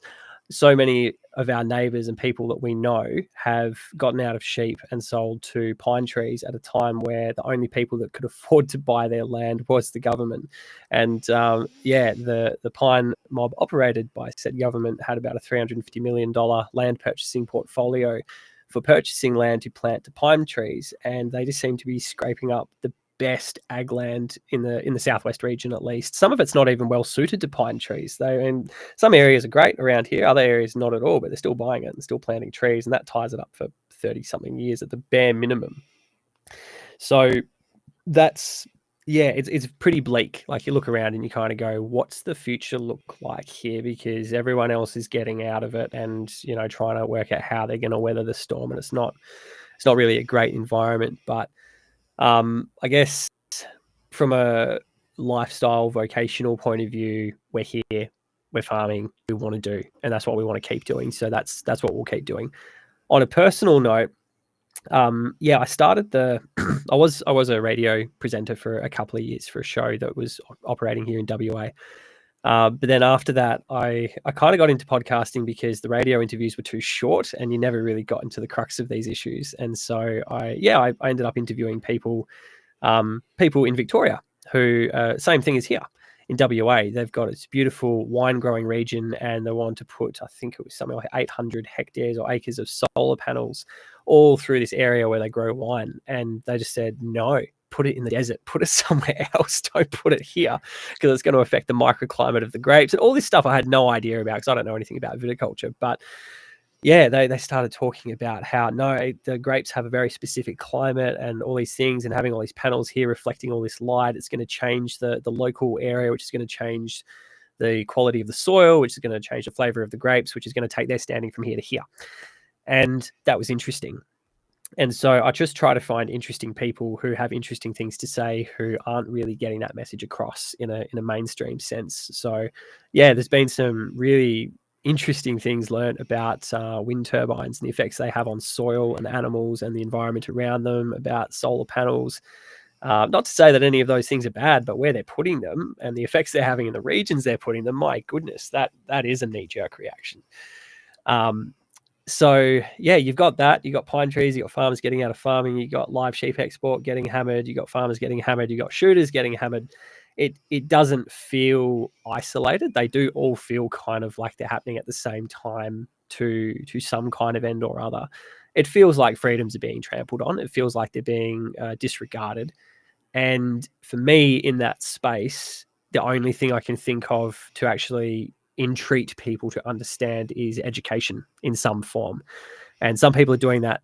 Some people do that by advocacy, like you yourself. You know, you an advocate. You go out there and you make a lot of noise, and you get a lot of attention, and you draw attention to the issue. For us, when one of my first gigs in when I finished theatre, we actually went around the I was working for the Royal Agricultural Society here in WA, and we went around to primary schools in Perth, and we had this beautiful little musical. It was myself and two girls, a bunch of puppets, and it was following this girl from the city had to go out to a farm and get all the fresh ingredients to make a cake. And so it was just following her journey along, you know, going to the farm, getting the eggs, learning about wool and shearing, and just all these other little things. It was a beautiful story, and it landed really well with the kids. And we got such good feedback from that, from people saying, oh, this is so good hearing about farming. And, you know, like these kids don't get exposed to this. But these kids were primary school. And I'm really concerned about the lack of education in the high school format, because we've got kids in year 11, year 12 now who will be voting in the next election. But if their only exposure to politics in education is in year 10, year 9, 10 or 11, and then after that, they kind of don't think about it, I feel like we're missing a huge chunk of opportunity there to sort of talk to that generation that are coming through. And so it's education, but it's also, unfortunately, entertainment. And I wish that wasn't the necessary medium. I wish that you could just get up on your soapbox and say, guys, don't ban live export because you're ruining Farmer X's life and an entire industry and all of these rural towns because of reasons X, Y, and Z. That should be enough. Like, as a culture, as a society, that should be enough. People should be able to go, awesome, that makes sense, bad decision, get rid of it. But we're at this point where I think the thing I mentioned before, and it is a culture issue, is people are so bogged down in their mortgage, in their rent, in their debt, in their way of living, and all of that, that they don't have time to take on. I don't think they have the emotional capacity, let alone the mental capacity, to take on and understand these issues, which again make it hard, because I suppose people like you and us and every other farmer and shooter up the line, it's very easy for us to kind of shout down the hill and say, guys, massive problems coming that you don't understand yet, but they will come and they will hurt you and they will affect you. And we're trying to stop this.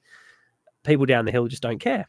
They will, but at what cost? You know, and how long is this going to go along for? And so, yes. So to answer your question, I don't know. We're just going to stick on the farm and we're just going to keep doing what we're doing. And I'll probably keep, the podcasts are better value to me because I don't do a lot of talking in those. I get the guest who's a subject matter expert to talk to me about their knowledge, which is phenomenal.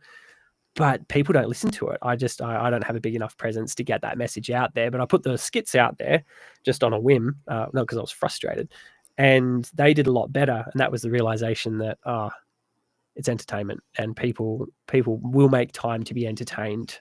Very Gladiator style. You're not entertained. They won't listen to a 30-minute interview with a guy saying, "Hey, did you know that 1 in 3 vegetable growers in Australia are looking at exiting farming in 12 months?" Which means that we're going to have domestic food supply issues, that we will have food security issues in Australia, and that we will be importing fresh fruit and vegetables from overseas because these guys have not been given the help they need. So they're getting out. 1 in 3. That's a huge number. But and that was a great interview. It was one of the first ones I did. It's only had about 40 downloads, 40 or 50. And I thought, that's nuts. So now I need to think about making a video about it, because I know that I'll at least get between 5,000 and 15,000 views on that. And so that's a surprise. That's a surprise to me and not what I was expecting. But whatever it takes, Kate, whatever it takes, I think, same as your case here, just pivot to whatever it takes to make it work, because you've had just as many hurdles. Obviously, you've had so many challenges with this thing.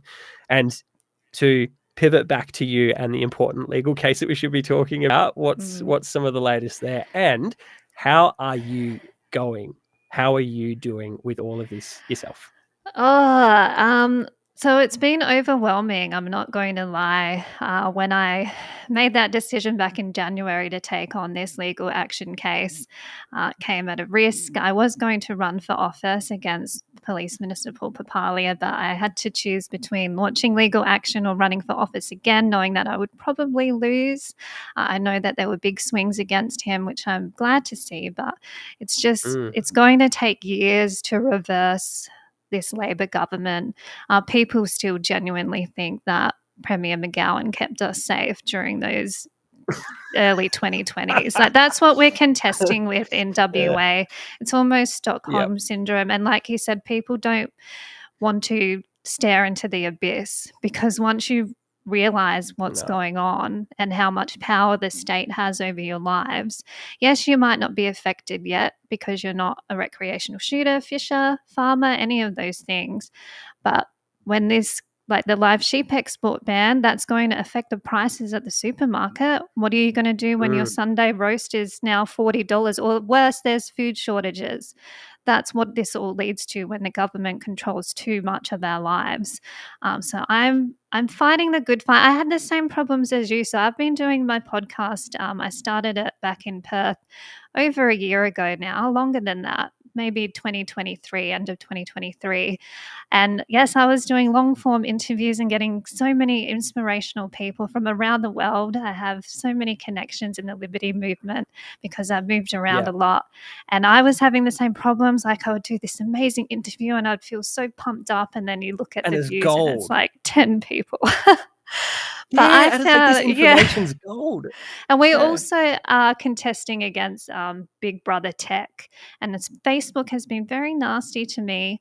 I put up a meme video of President Donald Trump talking about the gun laws. I'm not sure if it was obviously AI generated. I said it was satire, and I got a strike. And now all my monetization, which pays for me to eat, has just dropped because of Facebook. So it's not only just getting the message out and people outside of our bubble to see what we're talking about. We're also contesting against the tech companies. So YouTube has been very nice to me, and so is X. I'm a big user of X. Elon Musk, free speech. So you have to adapt to the different platforms. And the other thing, some free advice, is I found my clips. So after every episode, I go back and watch it.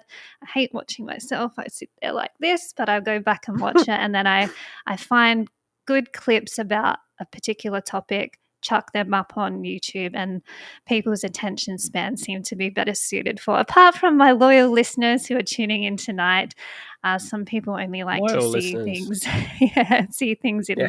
small doses. So I think we have to, and people's attention span has been changed because we're now in that scrolling TikTok Oh, video short. man. I think it's stuffing with our brains. So we have to It is. adapt to that too. Yeah, I know. And that's the videos I made. I thought I was being really clever in keeping them under 5 minutes. I like long form storytelling. I love that. But it's this realization. It's like, yeah, here's this work I'm really proud of. And then it goes there and it's like, wait, people are only watching the first 4 seconds. Like, what are you doing? Like, watch it.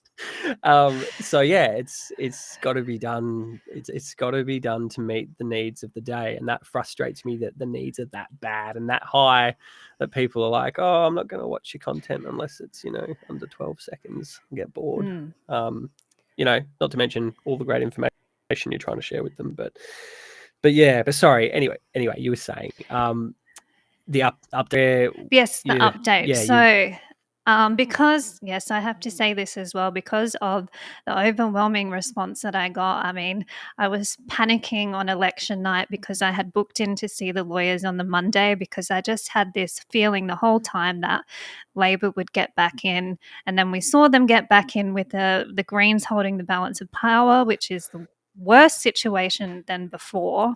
Maybe we'll see.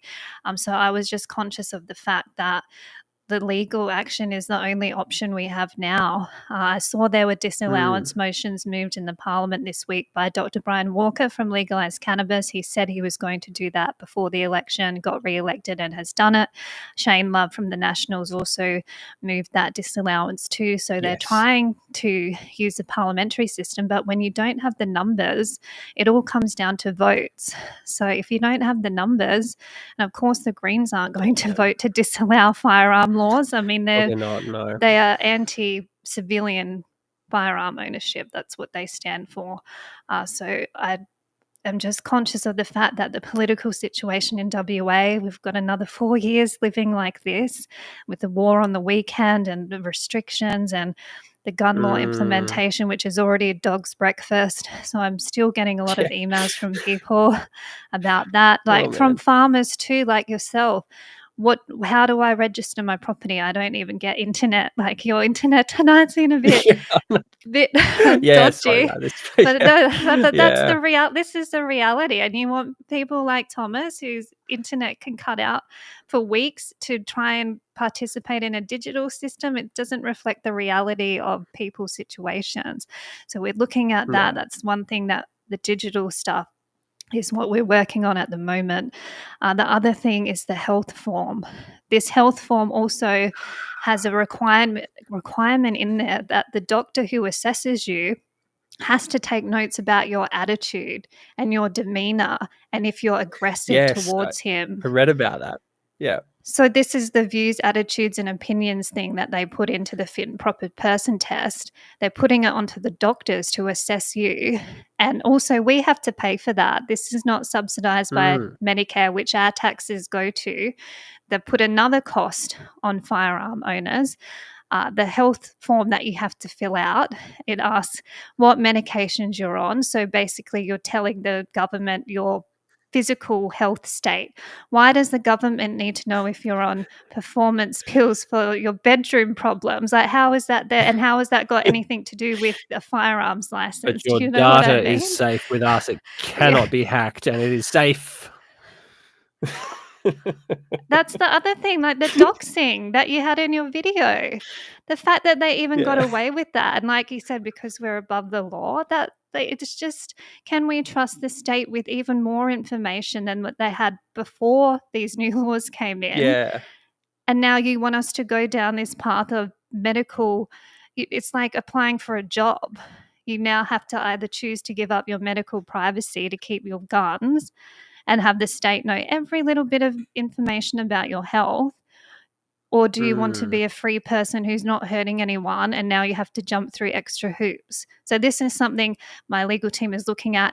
If anyone is rejected for a firearms license under these new laws, particularly the health form, I did have someone email me already and say he wrote down that he'd been on antidepressants and in part of his life, denied.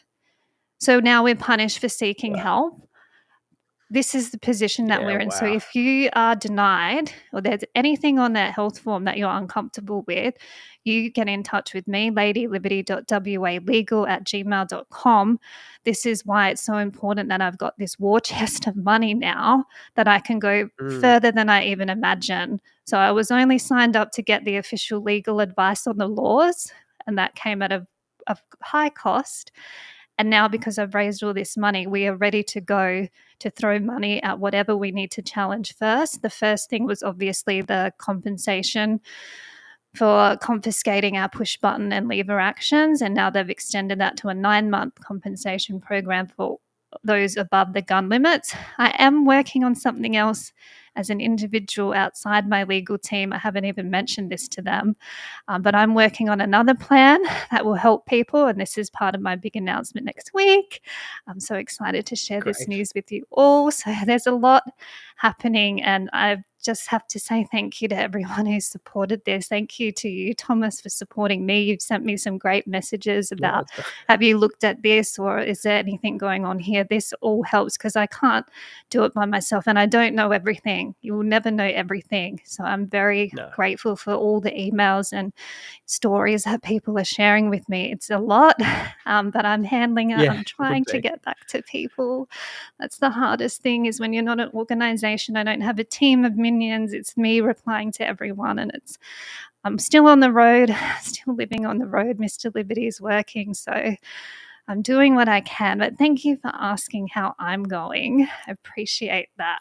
Now let's throw to some questions. Sorry, I've been ignoring everyone tonight because whenever I have a guest on, I just get so interested in the conversation that I forget that I just feel like I'm having a drink with a mate and having a chat. So let's have a look.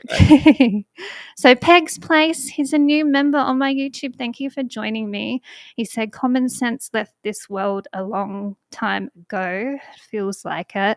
And he also said, most things in this corporate government is at a cost. Can't really do anything without permission or license. Yeah, so I don't like that either. How are we a free country when we need to ask permission? Can I please have a license, like your video said? Can I please go for a walk? Is there any comments is there any comments you saw that you want to respond to? I know sometimes I get my guests to do my job for me. Yeah, no, I've only been glancing across just occasionally. Sorry, people in the comments. I think you guys are great. Thank you so much for being there. And there's been some really good points brought up. I don't know. Actually, if I could kind of like digress back for 1 second, the comments, there's all the different platforms, obviously, that you're on. One of the ones I'm most heavy in, I suppose, is Facebook and some of those shooting communities there. And it's been really good to see just how encouraging they have been. I think just the individuals, the firearm owners, and I think a lot of people in the chat here as well, they've been so, like, people have said, I don't know what to do. I don't know what to do with this. And there's been offers of help from other people who are just as confused about what's going on, but they're saying, mate, if you need help, I'm happy to sit down with you, especially if it's an older guy. Or an older girl, whatever it happens to be. And they're like, we don't know this online system. We don't know what to do. People are offering to help.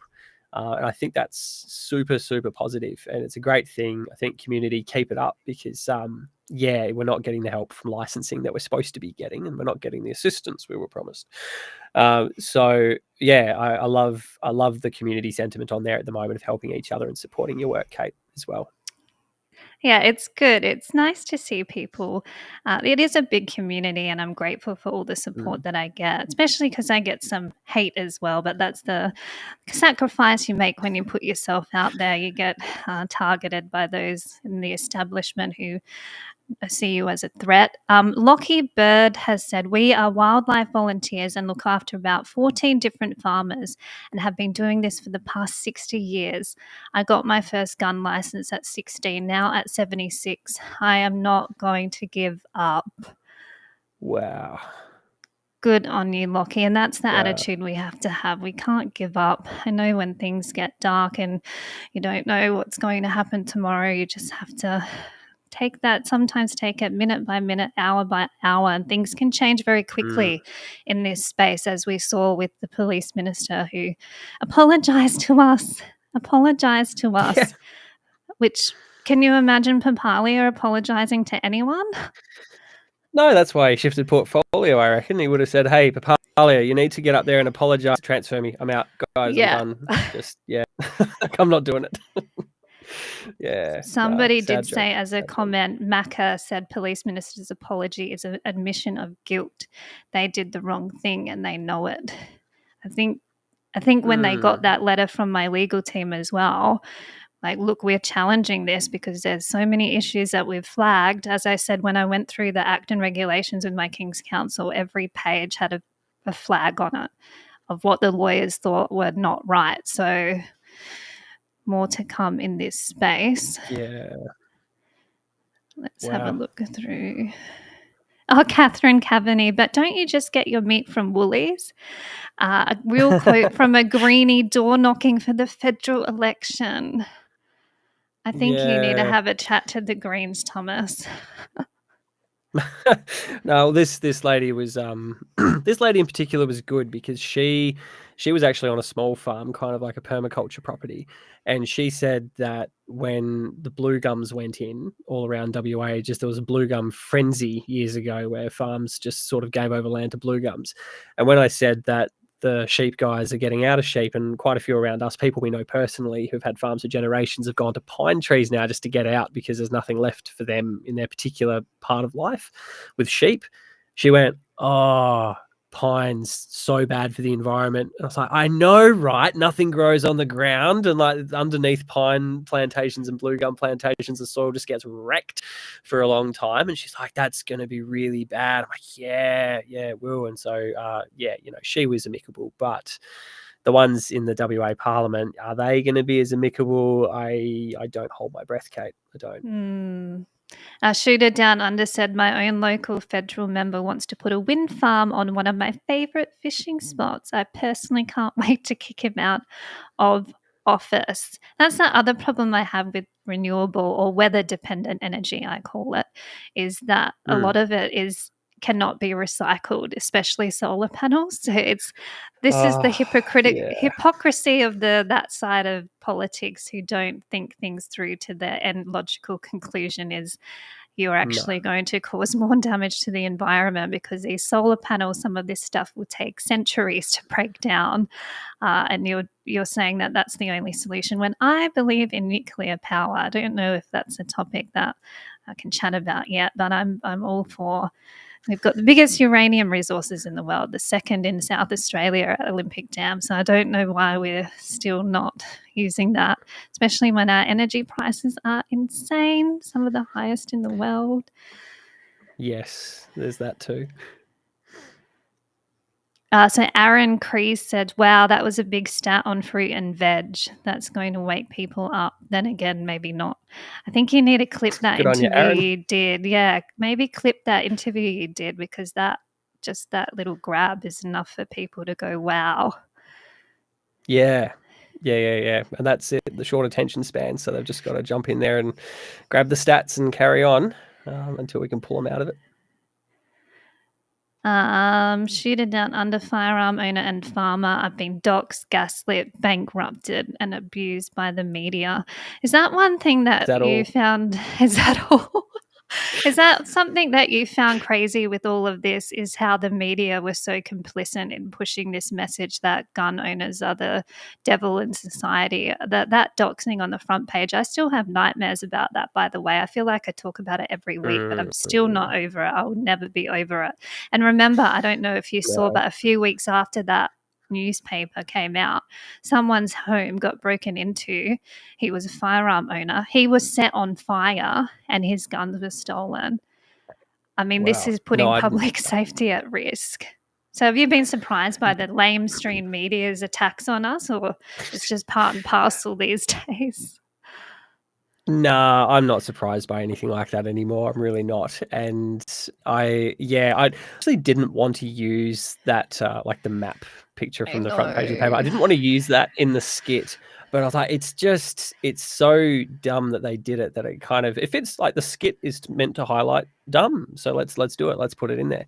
But yeah, it was awful. It was tragic. And no, media, like there are good reporters, like there are good journos, and we've got some great ones here in WA. I've worked with some before when I was on radio. I know some of them personally. I've been to a lot of the agricultural field days like Dowran, Wage and Newdigate, and some of these same reporters and journos are there. And I have a lot of respect for them because I know that they spend a lot of time on the ground in the regions.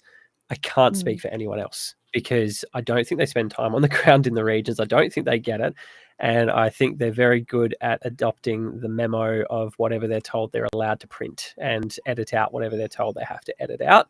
And I don't respect that. I don't have any time for that whatsoever. So no, it doesn't surprise me that it happens. It frustrates me that it's effective. I think that's what's really annoying. It's that simple concept of it doesn't matter how untrue or how unbelievable something is. If you say it enough times and you say it convincingly enough and you just keep repeating it, it just eventually filters into the back. And I think, again, our culture, our society, our 3-second attention span on the scrolling, that we're just so in sync with that at the moment. So like if you are constantly doing the grind and just doing your thing, having this stuff going in the background, it does sink in. And unless you're lucky enough to be a shooter or a farmer or someone who's involved in an industry that's still a bit kind of hands in the dirt and a bit kind of grubby and a bit sort of real, these things kind of you just go, oh yeah, okay, cool. What's happening with Trump? Sorry, what did Elon do? Or like what's going on in Russia? That's exciting. It's like exciting. What about's going on here? This is exciting, but just not exciting enough, unfortunately. That's the other thing I try and encourage people to do is to get involved in your local community. That's where we can have the most change. Like it's very easy for people to sit on social media and tweet about what's happening in America or think that and call that activism when it's like, what are you doing to get out in your communities to help? And that's where you can make real change as local as possible. And so I think that's something that you're doing very successfully with your videos. I want to help you go viral. I have to share some more of your video. Have you got any more videos in the pipeline? Can you give us any teasers of what you're working on? Maybe we should collaborate and do a WA Gun Laws the musical. Yeah, look, I'm all for musicals. I love it. I think performing and storytelling. I think I used to refer to myself as a professional listener because people said, "Oh, Tom should have been a counselor. You should have been a shrink. Like you're really good at listening." And I do like listening, but I also like talking. But I think that storytelling component is so important because people always connect with stories, even when they're busy, even when they're depressed, even when they're broke. They still connect with stories. And so I think storytelling is very powerful. I think it needs to be done well. I think it needs to be done authentically, but it's a massive spectrum of what you can do. I think I'm trying to navigate. I suppose for me, I'm just trying to work out where it's going to be the most effective. So like we said before, podcasting is high value. I think for you and I, we get good people on, we speak to them, they give their knowledge. And it's like, this is great, but no one else gets it. So it's kind of like, all right, well, how do we get them to hear? If they're here, like how do we close that gap? And I think whether that's activism, whether that's school incursions, whether that's education, whether that's viral videos, whether that's just little Farmer Tom Creative 707, whatever I'm called, Station 707 Creative Studio, whatever it happens to be, I think that's it's just trying to work out what's going to be the most effective.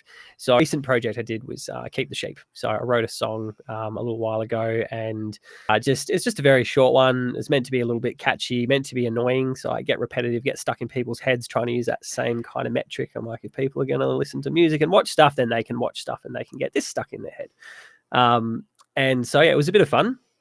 and it was awesome. I reached out to Keep the Sheep, some friends who work there, and I said, look, can I use some of your footage? Because it's amazing, like some of the rally footage and drone footage. And they said, go for it. So massive shout out to them. And yeah, so I just put that one up. But that's funny because the skits didn't take long to do. Like, they took a bit of planning, and I was only trying to get 4 up, and I ended up getting 7 up before the state election, which was good. It was more than I was expecting. And some of them were just kind of, just wrote them in the morning, filmed them in the afternoon. But the song takes time because you got to write the song, you got to produce the song, I'm not talented enough to fully produce it, so I've got to send it off, get that done, get it back, and then make a video clip. But for the consumer, they're like, awesome, where's the next one? That was great. I'm like, that just took a month. Like, that took 4 solid weeks of work. The skits take a couple of days. So I've just been focusing on that one. I did have a bunch of plans for the federal election. And my filming buddy, my sister-in-law, is not as available as I would like her to be, to get too many done. But I've still got, we're still going to try and crack out 1 or 2. And I've got a couple that I would like to try and get done, slightly more musical focused, just because that's just a personal flair that I enjoy. But yeah, I think the goal was for the next couple of weeks, focus on the federal election, see what we could do there. I just finished writing a parody to, this is an exclusive for you because I only did this today. I just finished writing a parody to a song called Your Fault from a musical called Into the Woods. It's not a nice song. Like, it's not like Phantom of the Opera or Hamilton or like something catchy. It's kind of like dark music, but the lyrics are outstandingly clever, and they're very witty, and they're very fast in the musical. I hope mine are as the parody as well. But yeah, it's all about green energy. It's all about the green energy dressed up as a watermelon, which is actually red energy. And Clever. Yeah, yeah, it was actually, again, I watched, I think it was it Channel 9, Natalie Barr.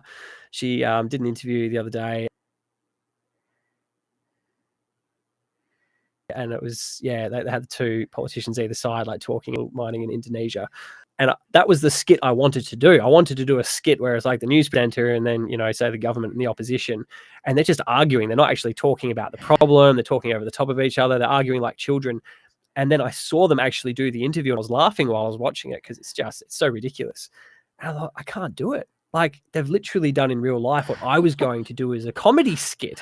Well, I can't beat this. This is great. What do I do? So I had to revert to doing a song form. So I've just finished tweaking the lyrics today, and hopefully we'll get that one done. Maybe next week that might be ready. We'll see how we go. How exciting when life imitates art. Sometimes you can't even make this up. Like, it's not hard to find content in this day and age, which is a sad sign of the times. But do you have that as well? Do you find that a lot with what you're doing? With my memes, yes. I feel like sometimes I make these memes and then they go and do exactly what I've said in the meme. It's just like, guys, you're not making this hard. I'm going to win the battle of the meme wars. That's a way that we can change people's minds. I'm sorry to those boomers who email me saying, I don't like your cartoons. I can't cater for just you. I have to cater for everyone, especially our generation. Mm-hmm. And this is how our generation communicates. So you have to adapt. We're not saying it's a good thing. It's just what it is. And we're trying to work with, we're trying to work with it, but it's not a good thing. We agree with you on that. Yes. Let me have a look through the comments, see if there's anyone else who's chiming. Oh, Macca said it was a good rap, mate. Well done. There you go. Thanks, Macca. Good on you. Aaron has said, thanks to Kate and Tom for your efforts in the fight for common sense, Australian rights. They are much harder to get back once gone. Thank you, Aaron. Yes.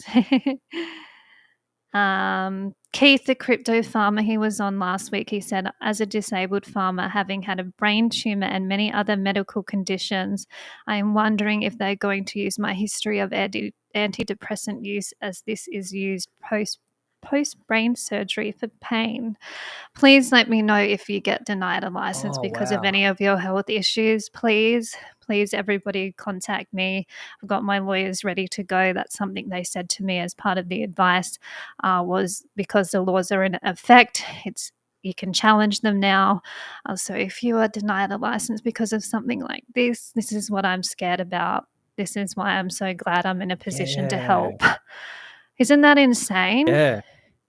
I didn't even think about that because it makes sense. It's like, oh, you're doing recreational drugs, we're going to scratch you off the list. But it's like, what if you've had surgery, or what if you're going through a particular health issue that requires a certain type of drug for that particular thing? And it's like, that's completely legitimate. That doesn't make you an irresponsible firearm owner. I mean, you're not going to go out and shoot it while you're drunk or while you're laid up in a hospital bed and recovering, obviously. But yeah, that's for the commissioner to be able to just say, oh, you've done that one, so no, you can't shoot. Wow, go fight that, Kate. You Yes, really I take that one will. to town. Yes, please. Oh. And anyone affected by any other thing that you're denied a license for, I see they're checking things like our balance, whether we wear glasses, how our hearing is. The funny thing about if we Good. had bad hearing, maybe if we were allowed to use suppressors, we wouldn't have such bad hearing. I know my hearing's definitely been affected, and I've used ear protection most of my whole life. But you've created this problem for us, and now you might use that to take away our license. Like, are you even giving us a chance? Yeah, no, whoever wrote it I think they wrote it the way we portrayed it in the skit. I think they just sat around and thought, how can we screw them so hard? How can we just make this impossible? And they did a great job. Whoever wrote it did a really good job for that angle. Mr. Bullet 1952, thank you for joining me. You're a regular listener. He said the plan is to let you know 90 days before your license expires, but don't count on it. Wait for the knock on your door saying your license has expired. Hand over your firearms. That's the other thing. I've had this back and forth with my lawyers. I said I do not want people getting knocks on the door, going door to door to confiscate our firearms when we're not sure of what the laws are. If some people haven't even got letters yet, like yourself. So I've got my lawyers on standby, and they've said that it's not part of the culture. What was the word that they used? They kept saying this. Now I'm having a blank, but it's not how things should operate in a democracy. So they are hoping for common sense, but after the way the government has treated us, I'm so glad we have a new police minister, because I feel like the boot of the state is off our necks just a little bit, but better than where we were before. But it's the other thing I suppose I really dislike about the whole system. Like we've covered a lot of topics. Like it's been firearms, there's been agriculture, there's been energy, and how the media portrays these things. And it seems funny that you can't be isolated in any one now. So like you yourself are in firearms, I myself primarily, I suppose, in agriculture. But we've got all these things crossing in and all these intersections. And it's like, if people know, they seem to know. And if they don't know, they seem to really, really not know. But the frustrating part of all that is that the politicians come and go. So with the live export thing, Labor is saying it's out. Anyone else who gets in is saying that we'll get rid of the ban, we'll keep it. That's only good for 4 years. And I suppose that's I don't know how that plays into your side of things with the firearms laws and what you're trying to do there, because I suppose the goal is to have something that arches over 4-year terms and over governments, regardless of who's in. Those laws need to be there, and so yeah, I can only imagine that's like you must be seeing so many long-term implications in your side of things with that. And that's why I'm such a big advocate for us to become a constitutional republic and to have a constitution that is written for the people, by the people, that enshrines individual rights, so that when we do have, if we're still going to have this democracy of elections every 3 or 4 years, there are things that they cannot do to us as the people. And that's how the American Constitution is written, I think. And our Constitution is written in terms of government powers. It's all prescribing powers to the state and federal governments. There is nothing in there that gives us rights.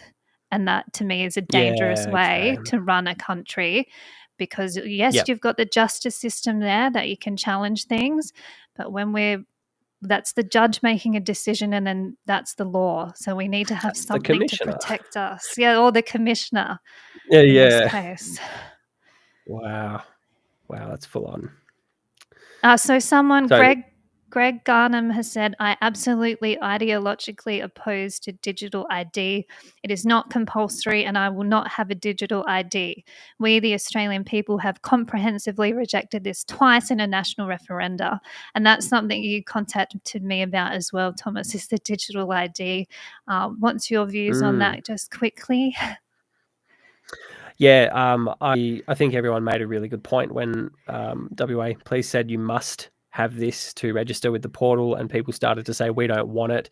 I saw a screenshot in one of those chat groups, which was I'll say allegedly because what do I know? I'm just going through the comments, but allegedly a reply from Waypol saying that we're not providing an alternative.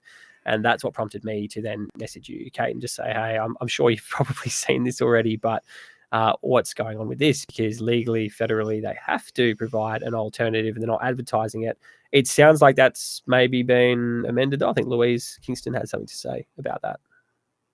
Yeah, she's put a question to the minister in Parliament, and they came back and said no reasonable request to not have a digital ID will be considered. And my issue with that is the use of the term reasonable, because who gets to decide what's a reasonable request? Is it the government? Because to me, what's reasonable is not what they think is reasonable. So that's why I've got my lawyers onto it, because we just don't know until something happens. And here, Gary Vernon, evening, Kate from Albany, WA, a beautiful part of the world. Make sure you go visit Matt from Ray's Firearms and Archery down there in Albany. He was a bloody legend on my show. Thanks for coming on again, Matt. So Gary has said, a question for you. I shoot every week doing feral animal control. I have farmers not wanting to do digital ID. The problem with that, if they don't register their property, I lose my license because of that, as I wouldn't have authority to shoot on, even though I am shooting every week. And that's not fair on me getting penalised. So far, I have relocated 120 foxes this year alone, 6 feral cats, and the other night, 17 foxes in 3 hours. If I lose my license because property owners don't like digital ID, I'm stuffed. I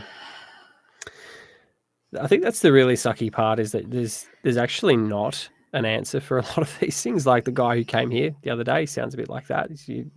This is a situation, it's untenable. What can you do? That is actually not an answer in some cases, and that's so bad. And I am getting my legal team to look at it. It's like, put it on the agenda. I keep overloading them. Put it on the list. It's just every day there seems to be something popping up. Okay, we've been going for nearly 2 hours, so I'll wrap this up. I know it's getting late. Lady Liberty up late. I do like my later time slot.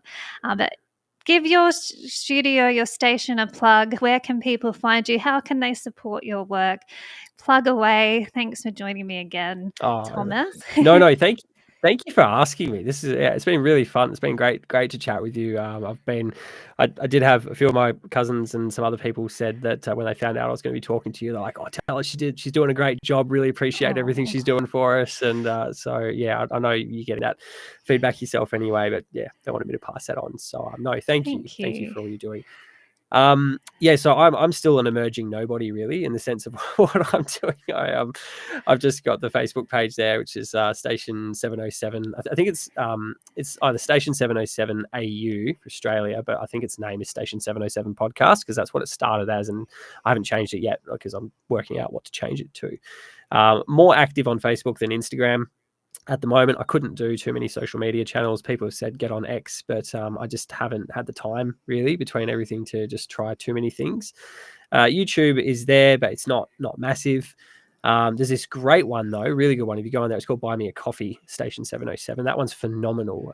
Check that out for sure. But no, seriously, on that note, like, you're probably genuinely, to all the listeners, viewers, sorry, that's my podcast radio coming through, all the people joining us here, that's just supporting me to try and make more videos, because in transparency, I'm very much in between work. There's farm work, but so the other year we were shooting sheep for 20 cents or selling them for $1.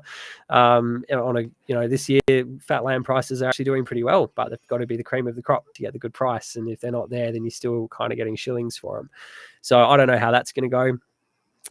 this kind of work is intermittent as well. We don't really know how that's going to go. So any support you guys give me, I'm just putting that into paying for my time to make more skits, more podcasts, more episodes and things like that. But I couldn't stress enough that that's just helping me. Whereas if you donate to what Kate's doing, you're actually helping all firearm owners. So, if you're going to donate to one, definitely donate to Kate, because the work she's doing is representative of so many people. Whereas to me, it's just me, the family, the farm, and I appreciate it. I really, really do. But I don't. Yeah, I don't know. I don't want to be asking for too much, because there's so many people in our position. And I think that it needs to go to the cause. And at the moment for firearms, I think your cause is fantastic. So if you've got any shillings left over, then go over to Station 707, have a look. There's links you can follow to find out more. But it's just skits, it's podcasts. The podcasts are great. If anyone wants to have a listen, go and have a listen, get those numbers up. But otherwise, just watch for videos. I suppose we'll have to make some more. Well, I'll have to come on your show. I would love to come on Can your you sing? podcast.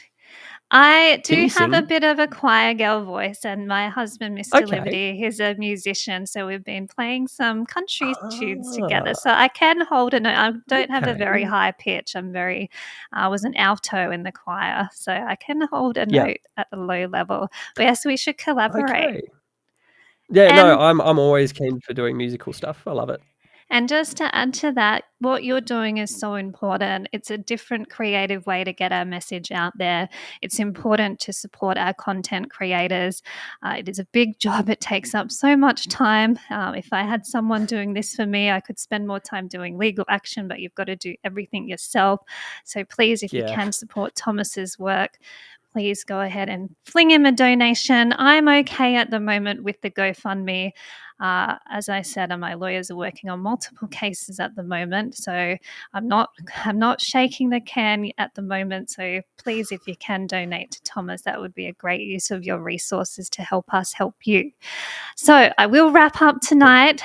Thank you so much for joining me. I knew this would be a fun chat as soon as I saw that video that you put out about how the gun laws were made, and then the gun laws song. I knew you would be a good bloke, and I'm so grateful that we have people Thank you, like you in our community that's trying to think outside the square and do everything that you can to help the fight. And that's all I encourage everyone listening to do. What can you do to help? It doesn't have to be big musicals or podcasts or anything big. Just sharing our post, liking and subscribing, that helps us more than you can imagine. So that's my call to action for you. Anything else you want to say before I wrap up, Thomas? No, I think you said that beautifully. No more rants to get off your chest. Now's your chance. Oh, I've got 100. But you've been you're nearly at the 2 hour mark. So that's impressive. But no. There's 100 rants. But people, sharing is such a big thing. Sharing the posts socially, just you cannot underestimate how helpful that is. It is so helpful.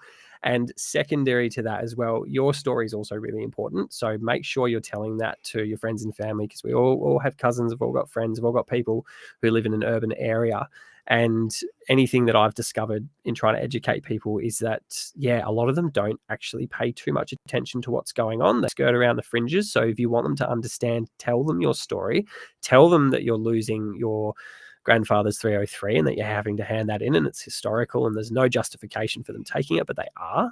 Tell your story to any family member or friends that will listen, and then you'll actually start to see some change. Hopefully, just the little things, like I'm a little guy in my capacity doing this, but it's having an effect, either helping people to understand, or I also get a lot of satisfaction out of it, just helping people have a laugh and just be able to, just bring a bit of a smile. To me, that's wonderful. That's great. If I can help someone just relax for 5 minutes in this absolute just mess that we find ourselves in, then that's awesome. So keep doing that and keep supporting Kate, because Kate's she's doing some pretty good work, and I don't think Kate's off spending all your money on holidays and stuff.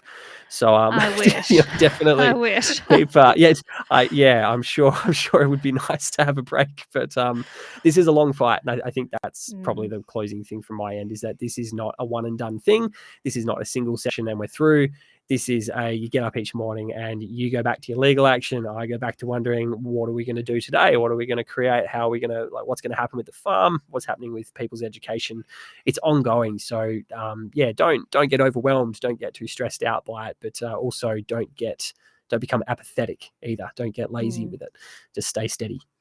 Yes. Good advice. Well, thank you again for joining me, Thomas from Station 707. You brought me a laugh during this terrible time for our community. When I saw that video, it did provide me that comedic relief that I desperately needed. And I think I've had other people say that to me as well. So keep up the videos, keep up the fight. I'm happy to help any way that I can. If you need a singer, or when we write WA Gun Laws, the musical, go on tour around WA. I'm keen. Look, anything's on the table. It's all good. That's right. And I'll do anything for my people for the fight. So I will wrap up now. So thank you for joining me tonight on Lady Liberty Up My Late. pleasure. And I do have a special announcement next week. I cannot wait to share this news with you. It's been a long journey. I've been living on the road for over a year. I left beautiful Perth in March last year to head up to Queensland to help with the political fight there. Politics is a dirty business, as I once again found out, and I have been living on the road since then. So I'm finally in a position now where I can keep doing this important work while also building my life with my new beautiful husband, Mr. Liberty. We are so excited about what we're doing. Mr. Liberty, he's here. I couldn't do it without him. And my news next week, it will take this fight to a whole new level. And that's the main reason I've accepted this new opportunity, because it gives me the ability to amplify my fight and amplify what I'm doing for you. So keep an eye out. As soon as I can announce it, I can. I've signed a contract, and I take contracts very seriously. So I'm respectful and I'm a gentleman. So I'm not going to breach any agreements I've made with my people. So without further ado, thank you again, Thomas. You're a bloody legend. Say thank you to your sister-in-law too. I'm sorry that I thought she was your wife, but she's such a talent. That's so you couldn't do it without her. So say thank you to her for her putting herself out there, and for you putting yourself out there. It does come at a risk, and you do get spotlight shining on you, but when you're doing it for the right reasons, at least you know that in your heart you're doing what you can for the fight. And that's something I tell myself when I get a bit overwhelmed or I get down from all the hate that I get. So thank you again. No, thanks so much for having me. Such a pleasure. Thank you. Thank you. And thanks everyone for watching my news next week. And I'll talk to you all again soon.